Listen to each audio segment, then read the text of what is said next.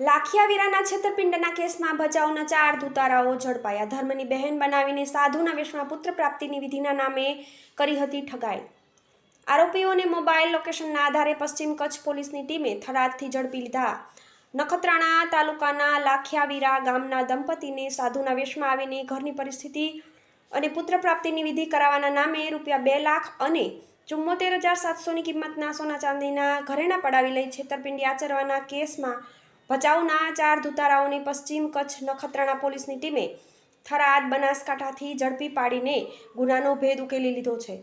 Nakhatrana police મથકના ASI Vikesh રાઠવાએ ફરિયાદી પાસેથી આરોપીઓના મોબાઈલનું લોકેશન મેળવી નખત્રાણા પોલીસની એક ટીમે થરાદ બનાસકાંઠા પહોંચી હતી, જ્યાંથી આરોપી કેશનાથ જાફરનાથ વાદી ઉંમર વર્ષ 39 રહેવાસી હાલ દાયાપર અબડાસા તાલુકાના બાડિયા ગામે રહેતા સામનનાથ ઉર્ફે નેનુનાથ સુમારનાથ વાદી ઉંમર વર્ષ 21, બીછાનાથ સાહેબનાથ વાદી ઉંમર વર્ષ 35 અને દેવનાથ ઉર્ફે નેનુનાથ ડાલનાથ વાદી ઉંમર વર્ષ 26 મૂળ તમામ ભચાઉના વાદીનગરનાઓને ઝડપી પાડીને નખત્રાણા પોલીસ મથકે લઈ આવી પૂછપરછ કરતા આરોપીઓએ નખત્રાણા તાલુકાના લાખિયાવીરા ગામે સાધુના વેશમાં મહિલાને ધર્મની બહેન બનાવી ઘરની પરિસ્થિતિ અને પુત્ર પ્રાપ્તિ માટે ચૂંદડી, નાળિયેર, સોપારી, લીંબુ મરચાં આપી ધાર્મિક વિધિ કરી આપવાના નામે રૂપિયા 74,700ની કિંમતના સોના ચાંદીના દાગીના અને 2 લાખ રોકડા પડાવી લઈ છેતરપિંડી કરી હોવાની પોલીસને કબૂલાત આપી હતી।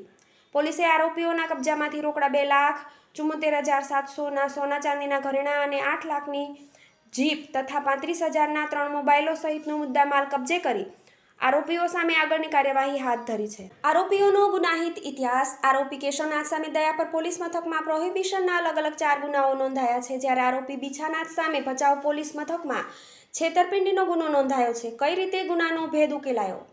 દૂતારા સાધુના વિશ્વાસમાં આવેલા દંપતી પાસે આરોપીઓએ વધુ 2 લાખ રૂપિયા અમો થરાદ જઈએ ત્યારે મોકલાવજો, જેથી ફરિયાદીએ આ અંગે નખત્રાણા પોલીસનો સંપર્ક કર્યો હતો। ત્યારબાદ ફરિયાદી મહિલા અને આરોપીઓએ થરાદ ખાતેના આંગડિયામાં રૂપિયા મોકલવાનું કહ્યું હતું, જેથી નખત્રાણા પોલીસે ભચાઉ પોલીસનો સંપર્ક કરીને જાણ કરી હતી।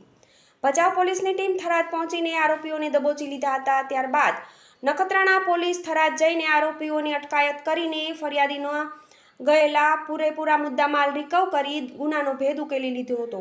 TV18 news, Bhuj.